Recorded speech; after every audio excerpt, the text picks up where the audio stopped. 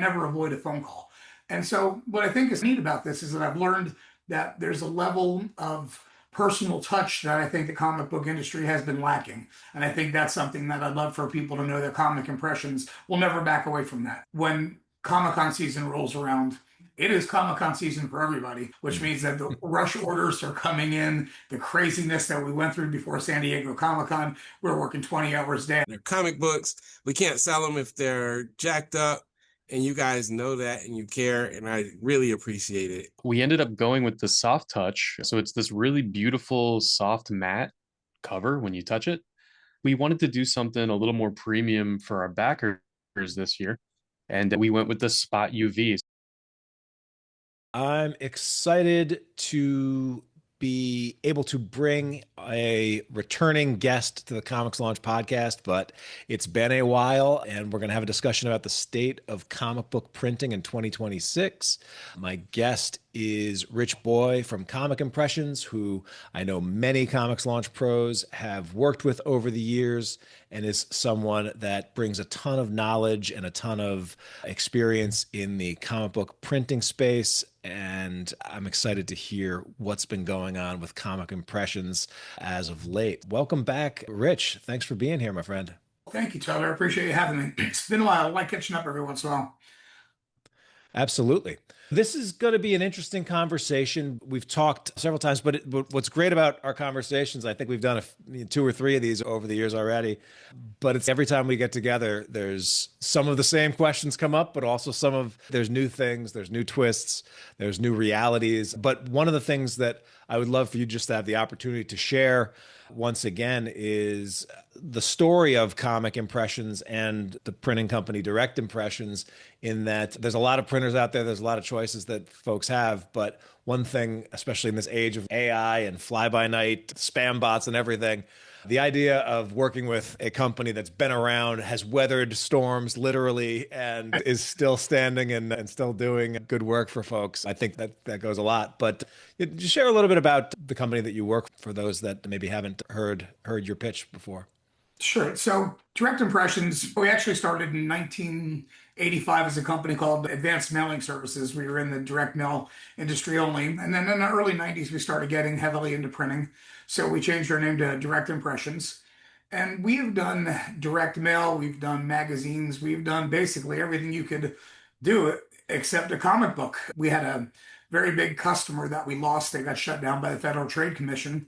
And it was one of my customers doing about $3-4 million a year. And it knocked me on my heels, so I had to go out and find some new work. And I met a guy, or one of the guys that worked for me had just met the guys over at Scout Comics back in those days, James and Jim. So we had lunch together and we just got into it. I love the energy about doing comics. I love the passion that they had for it.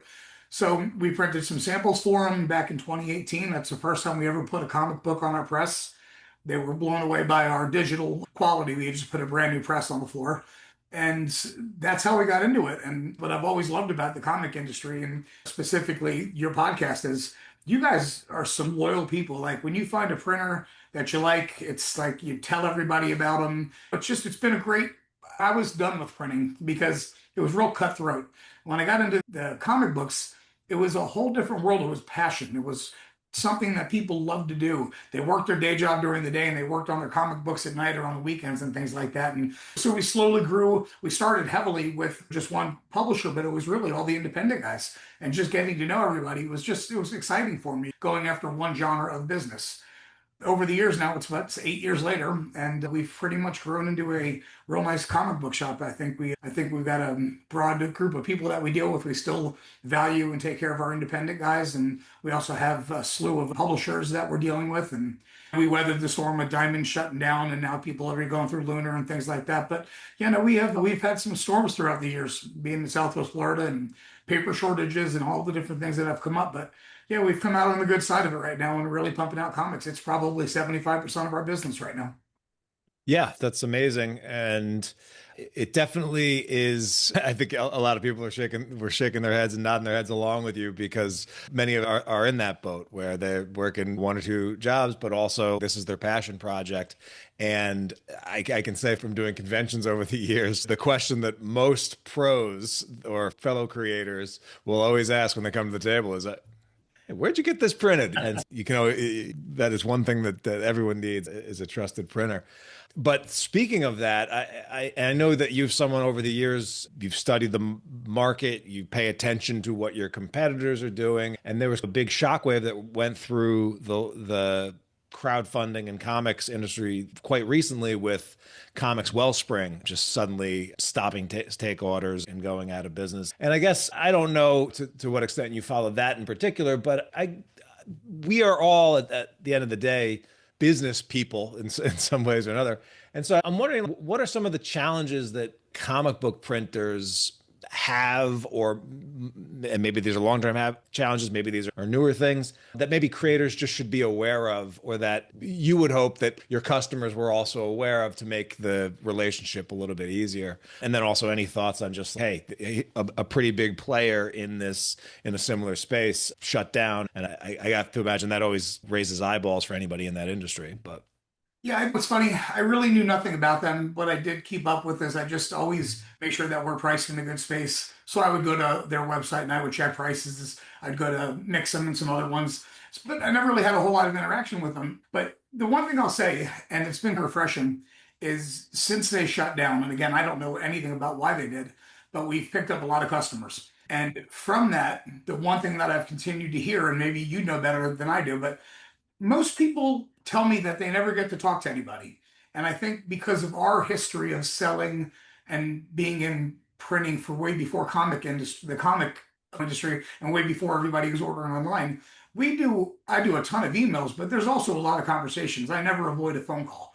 And so what I think is neat about this is that I've learned that there's a level of personal touch that I think the comic book industry has been lacking. And I think that's something that I'd love for people to know, that Comic Impressions will never back away from that. We talk to our customers. If you send me a file, and I've got a bunch of guys up here that I've met, and I know if I see something wrong with that file, I'm fixing it for you. I'm sending it back to you. I'm going, hey, here's what I'm thinking. Here's what I don't like about this. Can we work on this? Or what's your opinion? And so we take it down to each individual project. We treat it like it's the only project we've got in the building at that specific moment. And it's worked out great for us. And there's a lot of people that say, I've had this job printed multiple times. Nobody's ever told me this. Nobody's ever told me my bleeds weren't right or this wasn't right. So we try to take it down to a one-on-one personal level. And I think there's some really big wins for us in that because of that. And I think that most publishers may get that level of care, but I don't know that the indie guys have gotten it over the years. And that's the one thing that I hope that you realize when you deal with me in Comic Impressions. Well, we do have a portal that you can just go on and order, and a lot of people do. That's the part of our business that's grown since Wellspring shut down, because I think that's what people were used to with them. yeah. But I'm getting regular calls going, hey, this is what I used to print here.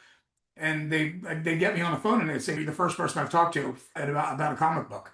And that just surprises me that there's not many people that do that type of service anymore. So I think we still try to handle the personal touch. We don't care if you're a publisher or an indie guy. We feel like that book is the most important book you're doing, no matter what it is. So we try to respect that. Yeah. The one thing that you asked one question, and the one thing that I would say is the unfortunate thing about the business is when Comic-Con season rolls around, it is Comic-Con season for everybody, which means that the rush orders are coming in, the craziness that we went through before San Diego Comic-Con. We're working 20 hours a day. I got 4 presses rolling. When it gets busy for one, it generally gets busy for everybody. So manage if you can, get the books in early on Comic-Con days, weeks and stuff like that when you have the big events coming up. Yeah, that's a great tip. And I think you guys have also been good about, and this is a tip that I always give to anybody when they're working with printers.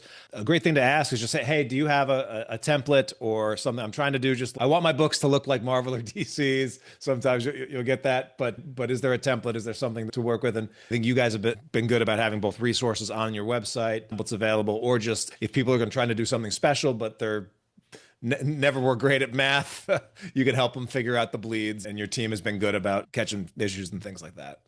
Thank you. I probably have created 200 hardcover or cover trade paperbacks templates for people so they know what the spine size looks like. They know what it is. So they can build them themselves. I usually find out what program they work in and send them a template. So we do a lot of that. Yeah, love that. So, something that came up that James Ferguson mentioned just earlier is that he got a sample a set of samples from you guys recently. And I remember when we first started working together, that was one of the big pitches that we put into I think the first Comic Impressions ad that we put out for a sponsorship. But we really, the focus was, hey, guys, go get yourself a Comics Impressions sampler pack. And I'm curious, for creators that maybe haven't tried you or haven't worked with you, are you still sending out impressions packs pretty regularly? And then if so, what's some of the things that they might be able to see or expect to see in a pack like that? It's such a great question because we just got done. I was out of packs for about 2 months because we were revamping them. We go through about 200 of them every few months.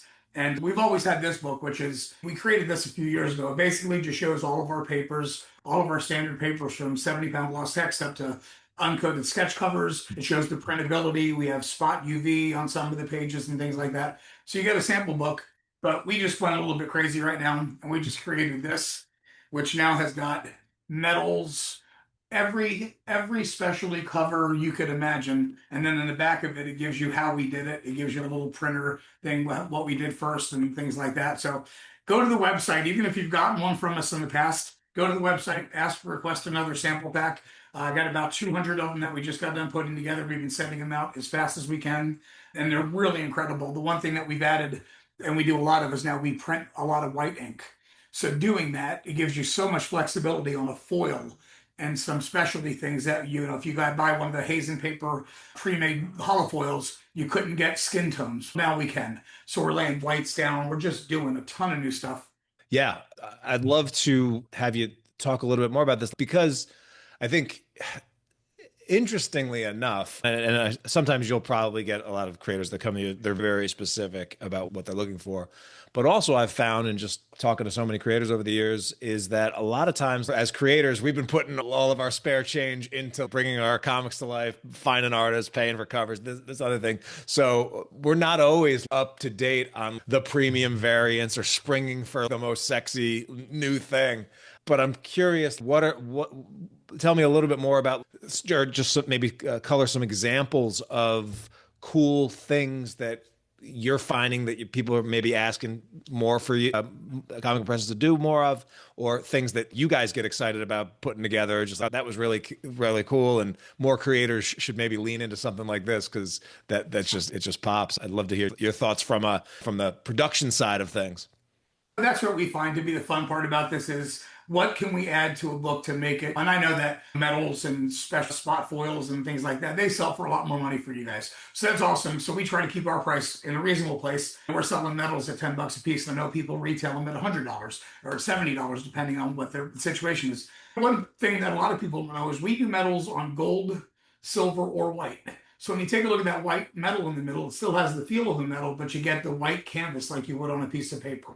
We've stepped heavy into the foil world, and it's foil sleeking, which is taking things and laying down silver or gold foil and then printing colors on top of them so you can achieve any type of color or foil and things like that. We did a bunch of stuff for Mark Spears this last year, did a lot of foils for him. So foils are cool. We love spot UV. I think spot UV on a soft touch lamination is just something that's beautiful.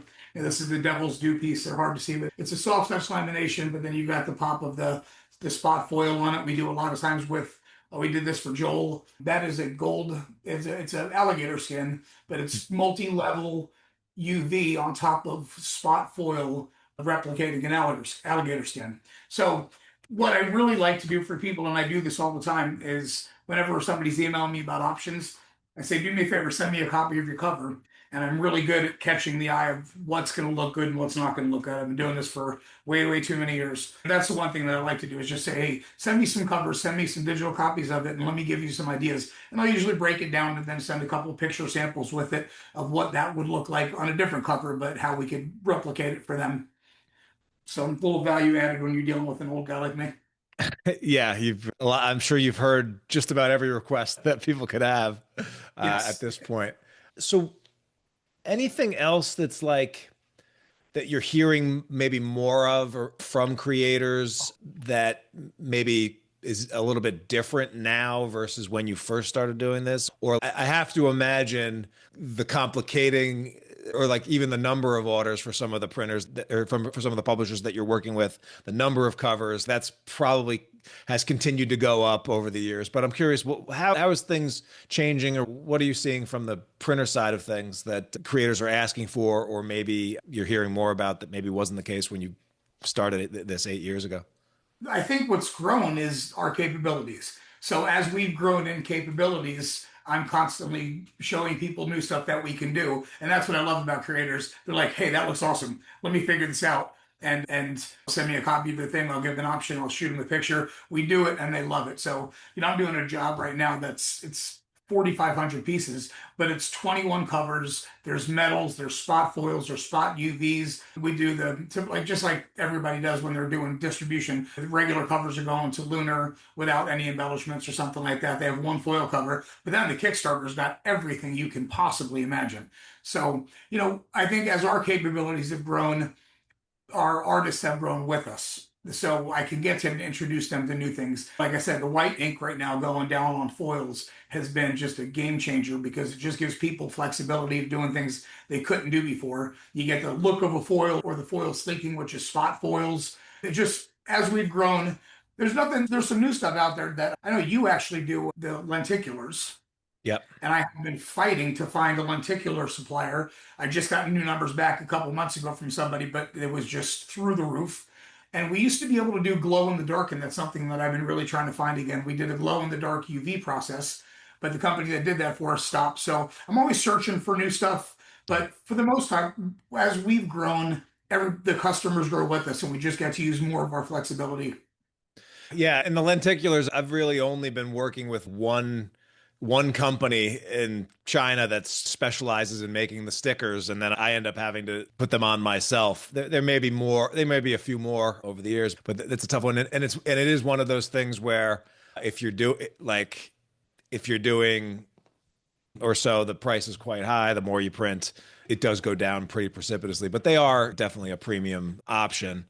But yes, it's I definitely. know you were out of the country on this because I've tried to stay in the U.S. with them, and when I tell you, I've contacted 100 companies. So I was getting them for somebody. They were having them shipped in they were doing about 5,000 at a clip, but we get them shipped in from China or Japan, and we could stitch them on the books. But yeah, no, that's been a tough sell for us being able to find those. I know Matt Knowles from Insymmetry is doing wooden covers now. So Yeah, kind of the way that I give you the sketch looking cover for you to put yours on, he's doing the same thing with wooden covers. Nice. But there's some new things out there now with raised foil, which we can do in-house now. We can do a raised UV and then lay the foil down on top of that so it's a bubbling look and things like that. So there's just some neat stuff. The more we keep digging into it and buying stuff, we're just adding and adding. I think since the last time we've talked, we actually started doing hardcovers in-house. Yeah. But it's not a fully automated line, so it's probably 200 books and below. I can stay somewhat competitive, but the bigger orders can't get done in the United States, I don't think. Yeah, but honestly, that's still a good option for a lot of creators, and there's probably money to be saved where, let's say, if you're doing a hardcover and a soft cover around the same time, and if you can get up to 500 or 600 copies and do 200 of those hard and the rest soft, you're probably doing all right, saving a decent amount of money. Yeah, without a doubt. And that's what we explain to people. We do this as basically a variant cover. It's the same set of guts. I'm going to run the same press run. If I can get you up to an offset press run on the guts, save you some real money on the insides, then the cover's not so bad anymore. Yeah. And we have the capability of doing all of our specialty stuff on that hardcover also. And is that the case with pretty much all of the specialty stuff that you can do can be, for covers anyway, can be done with the digital presses or with the offset presses? So we do 99% of our covers digitally. That kind of gives us, that's always been one of the unique things about us and gives us an edge, is I can do big press runs. I can do 10 and 12,000 piece press runs and have 30 covers that are going to print digitally. You're never paying that $150, $200 for plate changes and stuff like that. So everything that we do on the specialty side is digital. Great. So something you brought up in terms of like big, complicated orders, this was actually a question that Kenny raised, but Kenny, you posted in the chat in the ComixLaunch group that your biggest heartburn comes from logistical issues.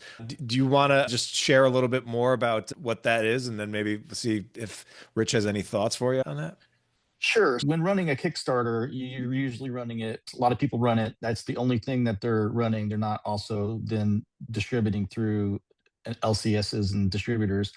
So now that I'm going through Lunar and getting into LCS, I'm trying to not have multiple printings, not have multiple shipments, and I'm trying to adjust my time schedules. And it's hard to get the FOC dates and get the orders in to coincide with how many things I need for a Kickstarter. And usually you want your Kickstarter people to get their stuff first. So it's like, you have any suggestions to avoid multiple shipments and multiple printings and that kind of thing? No, I've done them both ways. Let's put it that way. I've done them where we've done the Kickstarters ahead of time and then we do the Lunar Mhm. run later and things like that. But the most successful guys that I know that are doing these big runs, they are doing them together. And I don't know if they're what they're not doing, and if this helps you, Kenny, they're not doing any specialty covers. They're not doing any special tier stuff. Lunar's just getting 70-pound Lost Text self covers. And so I think those getting into stores ahead of people is not nearly, they do only premium covers on their Kickstarter stuff. Even on just the most basic stuff, they're doing at least a 100-pound gloss cover with some type of lamination or something like that. So nothing that goes into Kickstarter is ever going to be in a store. Maybe that's how they're offsetting it. I've never really asked that question before, but that's what I'm finding is it's just the most basic pieces going to Lunar, and then the Kickstarters are where all the specialty stuff's happening. My sales, yeah, actually with some of the specialty covers is actually is as high for the cover A's through Lunar. They're selling at a premium. And you probably that UV cover, that the black on black UV cover that you've done for me. Yeah, you do those great actually covers. Yeah, those sell pretty well. They're hard to translate unless you get them in somebody's hand. But yeah, they seem to sell pretty well on through Lunar distribution. So it was just a matter of like I had sent files before and said, hey, here's the files ahead of time, that kind of thing. It's just I trying to avoid an overprint of the specialty covers that cost so much, like those soft touch UVs that are like, I don't know, $2.60 a unit. I don't want us to be sitting on 300-400 copies of that. Yeah, and this, I think I've probably had this conversation with you and other people before. If both runs between the Kickstarter and the Lunar run aren't going to be over 800 or 1,000 pieces, it doesn't benefit you to put them together at that point anymore because it's all going to be digital anyways. And what I always do for my customers is if you have two runs of the same thing within a month of each other, I just waive the setup fee on the second one so you're not paying the $50, which means that's identically priced that if you did it all at one time or if you did it separately. But if you get into the area where you're at 1,500, 2,000 pieces, and you are doing a bigger run, obviously you got to take advantage, or you want to take advantage of the offset prices because it's just noticeably different. That was your last run was an offset guts, right? Yeah. Yeah, all the ones I've done is offset. I try to I overprint on those things on the cover A's anyway because I've got tons of space and it's just print it once, sell it forever type of situation. But on the specialties, it's just harder. It's just a harder upfront cost to maintain an inventory of that stuff. No, Yeah, but that's helpful in that to know that the setup fee is about the same price. It's just I do print offset initially, so that's what I'm just trying to get that hammered out just to save a little money. yeah, I get it completely. I do. And you're sending some specialty covers to Lunar, which makes yours a little bit tougher too. So that is something that you're also probably offering in your Kickstarters. Yeah. I'm wondering just on timing of things, Rich. Do you have situations where creators are ordering and maybe they're like potentially like, all right, we're going to need our Kickstarter stuff to come in at this point, but maybe the Lunar stuff is 3 weeks out, and then you have to potentially hold inventory or are able to work some of those logistics out there. I know you guys have a warehouse, a lot of projects going on, but I'm wondering if how you handle multiple shipments to different areas, or if the timing might be a little bit different. No, and Because that's something we offer. In fact, we don't charge anything additional for you give me a manifest of where it needs to go and stuff like that. You're going to pay for the shipping charges, but other than that, we don't charge anything extra for multiple shipments, creator shipments, Lunar, and this and that. And maybe Lori's doing somebody's fulfillment, whatever. We don't charge anything for that specifically. And weirdly, what you're saying is almost the opposite. I've got a handful of guys that they're more concerned about the Lunar date than they are the Kickstarter dates, and I'm not sure what the difference of what they're doing compared to you guys talking about wanting to be Kickstarter first and then Lunar. I know Lunar doesn't make it easy because you get your FOC and you generally have about 10 days or 10, 12 days to get the things to them so that they can be in the stores 2 weeks so they can have it 2 weeks ahead of the in-store date. So I'm not really sure how they navigate that, to be honest with you, but most people are more concerned about getting Lunar out first and hitting those dates. And I think that has something to do with the fact that a lot of people are on that massive indie deal right now, and they're trying to stay within the parameters so that massive indie doesn't get dinged for being late on jobs and stuff like that. Interesting. And then, like you mentioned, Lori, so this is something that a while back we had. I know that you started and working on some Kickstarter support in-house, and then quickly realized, hey, we're going to focus on the printing. We're going to find partners that are experts in shipping out comics to individual backers and have the bandwidth to pick and pack and sort and get all the tchotchkes and individual stuff thing. I know that you've been working with Lori and Laguna Studios, who have expanded their capacity there. Is that still a relationship that you've maintained? And Oh, it's absolutely, yeah, wonderful relationship. Just love them out there, and just we're pretty good at printing. We were really bad at Kickstarters. We get bogged down with 2 or 3 projects at one time, which doesn't sound like a lot, but when you don't have an extra 8 people on staff just to do them. Yep. So when we finally connected with Lori and started sending everything her way, it was a wonderful partnership. So it's great, and they do such a good job. Absolutely. I'm actually supposed to go out there in September, and she's doing some classes out there too that I talked about coming out and doing an on-site presentation for. She's setting up a whole workshop now. I don't know if you've spoken to her recently, but she's setting up a whole workshop out there teaching people how to do comics. So I think I'm gonna head out there for a weekend one time. Yeah, I love that. I love that. And something else I'll just flag because I know, and I'm not sure how many folks do this, but I do know we have several members in the ComixLaunch Pro community that are in the Florida area near you, and you're their go-to printer because sometimes they'll come down and just pick up directly and save themselves some shipping. So is that still something that you guys will occasionally do with your Oh, we local? do it all the time. Yeah, it's strange. We have customers all over the country, but we probably have 20 or 30 regular customers in the state of Florida that pick up whenever they have a project done.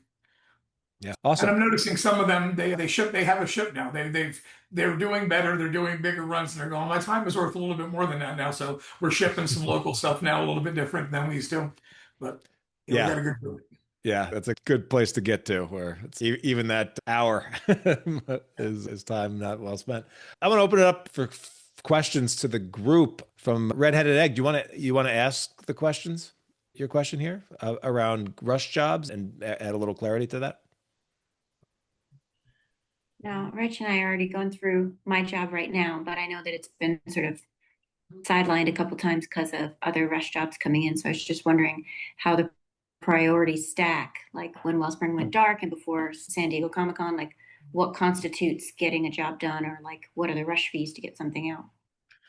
In our building, if you're a customer that I've dealt with, which I have dealt with you on multiple projects, I don't charge rush fees. We do have a new thing on our website now where you can get a job turned in 3 or 4 days. It's like a turbo pricing and a swift pricing. And that's something that we do if somebody orders through the website. But any customer that I have a relationship with, I don't charge rush fees.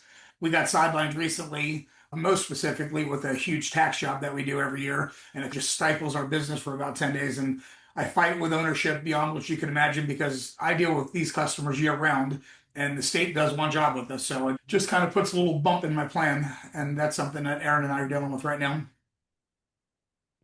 David, you got a question for Rich? Yes. What is your typical turnaround time? I'm going to need the same material with 4 different covers. It's going to be like a flip book. What is your typical turnaround time?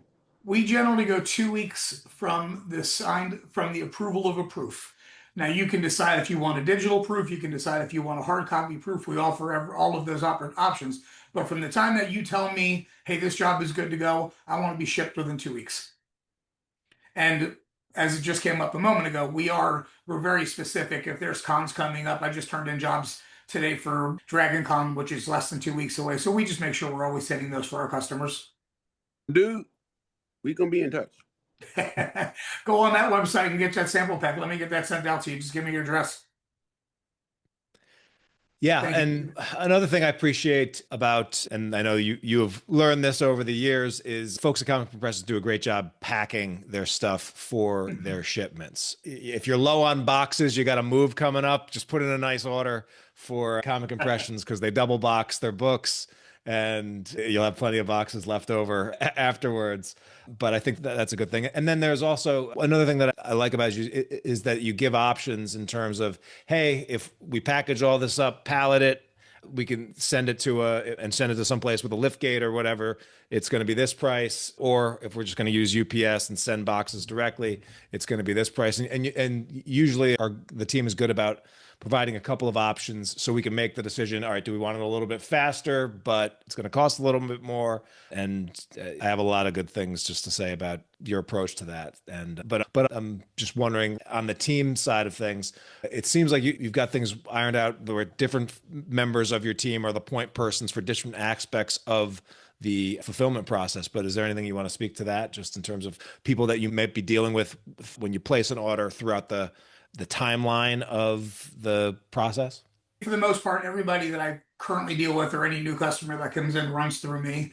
I do have somebody, Logan, who's new to our team in the last year and a half, and he handles the online orders when they come in, but generally all the contacts come through me. Chase handles our shipping, Carmen handles our accounting. We all have our lane that we stay in. Carmen's really good, and Chase also assists her on the shipping side of things, coming up with those options. If it's 7 or 8 boxes, we know it's going to be cheaper if we send it to a hub, but now that means you've got to go get in your car, drive 6 or 7 miles, pick them up. There's going to be less chance of any damage on something like that. As good as we pack a box for UPS and double pack, UPS does some fun stuff with their boxes sometimes. We've had boxes show up that were completely unboxed and repackaged in a different box. Got caught in a conveyor or something, if I had to guess. So you're always going to deal with that type of stuff. But yeah, we try to, once it gets past me and it's in the works, there's new team members that are going to step in and help you through the process, proofing and all that type of stuff. Yeah, love that. Let's go over to Tony. Tony is a creator and a retailer. But yeah, Tony, do you have a question? Actually, Greg wanted to make a comment. I was, and then Logan just sent me, I just got a proof because I'm one of the people that put in a big order for Dragon Con. But I was just mentioning that I've tried the Comix Wellspring and others. We used to do our printing out of Transcontinental in Canada, Yep. and they were really good until the shipping stuff started going crazy. But I was just telling Tony, and I tell everybody, it's one of the things I love about you most is that you guys actually care when it comes to packaging books. I assume you're pressing them because they come and they look like they're pressed even on rush orders. Yeah, we do the same process on every book. When it comes out, it's coming right off and one thing that makes us a little different, and not to get too technical, but a lot of comic book printers have a printing press that at the end, the book comes out finished. And if you've ever seen a comic book like that, where the spine is opened up, it's not a nice tight fold. There's no machine that prints a book that does a good finishing job. So one of the things that we did from day one, because we already had the equipment, is we saddle stitch on a completely different machine that folds the pieces there. It's a much nice tighter fold, so that when it comes off there, we do bundles of 20. We go right into a shrink wrapper. We put a nice tight shrink wrap on there so it's maintaining the integrity of the book. The corners aren't bending.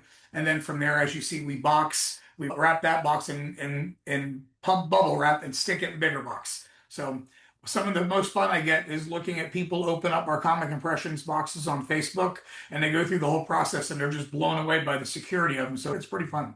Yeah, we've had horror stories of people just putting books in boxes over the years, and it's one of my favorite things about you guys is because that's the thing, right? They're comic books. We can't sell them if they're jacked up, and you guys know that and you care, and I really appreciate it. Thank you. I appreciate that very much. And I'm glad to have an order in with you right now too. Awesome. Yeah, love to hear that. Jesse. Hey, I don't have a question. I just want to say a giant thank you, Rich, to you and Logan for the last order you did last month for me. Thank you so much. It came out freaking beautiful. And then I was super worried because you guys did such a great job at taking the time to make it right. I was worried that it was going to make the process take longer and then miss the convention. You got it literally the day before the convention. So thank you so much. Yep, I appreciate that. Thank you. We understand the conventions are big. I can't send somebody out with other books. Jesse, since you've got that book right there, can you do a little show and tell of what's the title and then what effects or what specialty things do you do on there? Can you hold that For up again? sure. And So this is Ashes of Eden issue 2. And we ended up going with the soft touch. So it's this really beautiful, soft matte cover when you touch it. But we wanted to do something a little more premium for our backers this year. And we went with the spot UV. So if I let it hit the light just right, you could Yep. see that the monster drool and the logo and all the trade dressing get that nice spot UV and the author name, but who cares about that? The Spot UV on Exactly. Soft Touch is a pretty book. It really is. It's just a I nice love it. look. It's a good feel. Yeah. For Back- sure. Oh, thank you so much, man. You're Back welcome. over to Tony. I was just showing Tony. So this is our foil cover Oh, I see that. that we got because we did a pre-order. We didn't do backers like a Kickstarter for this one, but really shiny. But we just went with the all over foil cover because we had some time constraints. But it came out really good. And then this is the variant, but this is just a regular cover, which also still looks good. And I just put in a bunch of soft touch orders because I love the feel of those as well. That color palette that you did on that gold foil, that's really nice. That's a good looking piece. That's a gold foil, isn't it? Yes. Yeah, that wouldn't have looked the same on silver. That really looks good. Yeah. It's pretty awesome. Marcus Williams, my co-creator on Tuskegee Airs, did this one. He did both covers, but yeah. Nice. Very nice. Greg, I need to pick that up from you. Are you at Anime NYC this coming weekend? Not this year. Oh, okay. Not this year. I'll be at New York Comic Con. Okay, I'll see you there. Okay, I'll hold one. Awesome. Thanks, man. Question came in from Peter Taylor. Pete says, I'm a kitchen table hobbyist creator from the UK. 2 issues ago, I had books printed in the UK, self-fulfilled, and in the USA, and they were fulfilled in the USA, but that printer isn't doing that anymore. He said, last issue I printed in the UK and shipped to a US fulfiller, but they aren't working either. He said, I'd love if that's a conversation, how would they do it? So you've probably done something similar or work with folks similar where they do their domestic run, and then you guys would partner with Lori of Laguna Studios, who is a fulfillment house that knows comics. Also, she's a creator herself. That would be the approach that you would take with Peter, right? Yeah, what I ask most people when we have those conversations is what's the majority of your backers? What I found is, and I just had a conversation on Friday with somebody, I did a Zoom call, that 98% of his backers are here. So it's easier for me to do all the work over here, send it to Lori for actually Lori's not doing his, somebody else's, but then send him a smaller package that he can do fulfillment over there. To me, it didn't make sense for somebody that does most of their backers in the United States to print overseas to pay that really crazy amount of money to get it shipped over here. Or if you try to fulfill it yourself, the postage is just through the roof. Yeah. So, yeah, that's how I approach those.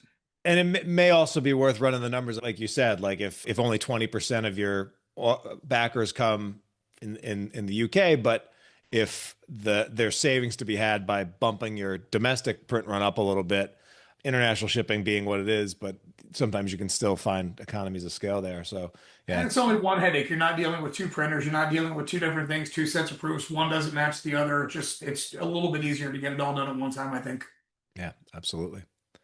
Another question that came in from the group had to deal with comic book sizes and dimensions.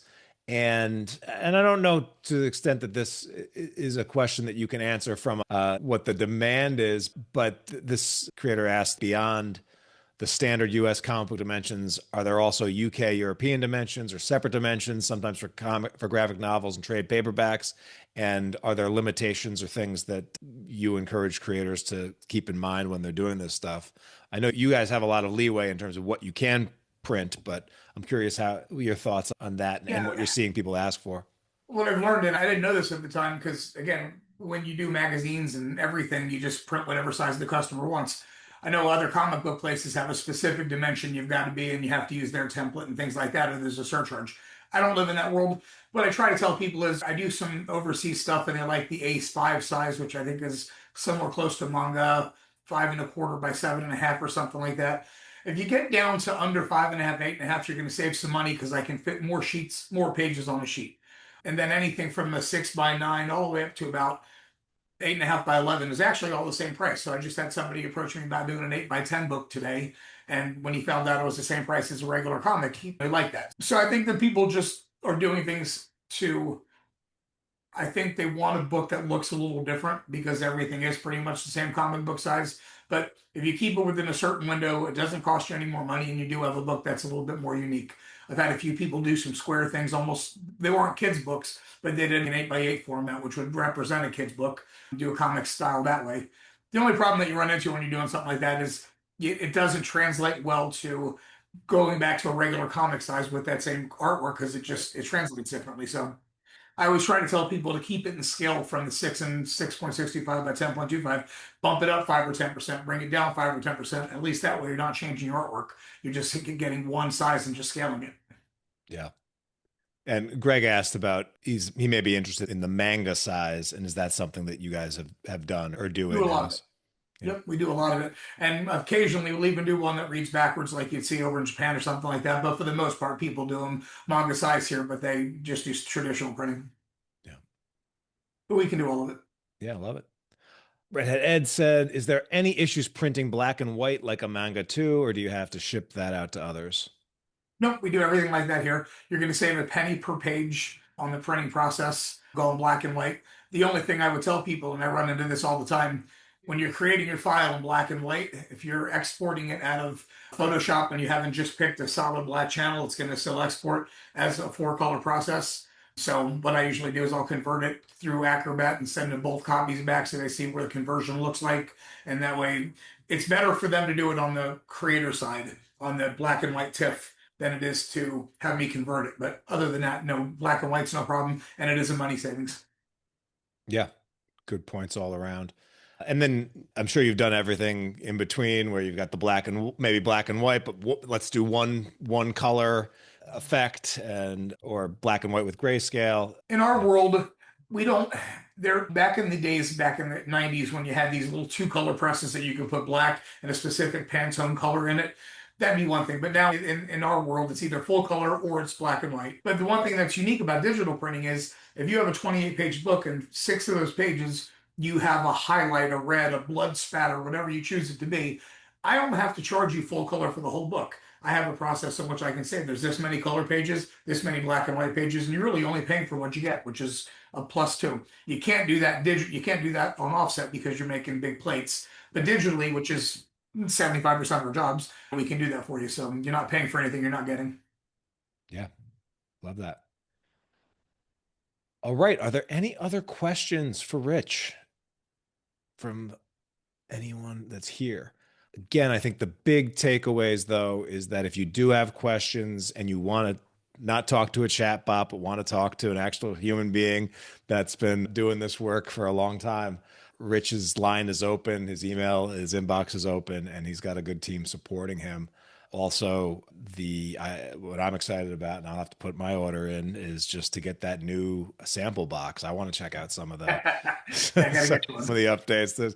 Every campaign, I try to try a little something new and experiment and see what other creators are doing. And sometimes just seeing an effect can get the snowball rolling for a great idea for your next awesome cover that's going to catch a lot of attention. I love that you're working with so many people that are creative people, and when creative people get together with people that have the talent to bring that creativity to life, like Comic Impressions does, good things happen. Thanks so much for being here, Rich. Is there anything else that we didn't touch on or that you want to make sure you highlight before we wrap? No, I appreciate catching up. I appreciate it. It's so you guys have got such a loyal group of people. We on a regular basis are getting the discount codes on our, probably it feels like 50% of our orders. Maybe it's not that much that come in through the website, but everybody is part of your regular program or your pro program and stuff like that. We see a lot of CLO 5s. So I know it's all coming from you, and I appreciate that. It's been a great partnership with you also over the years.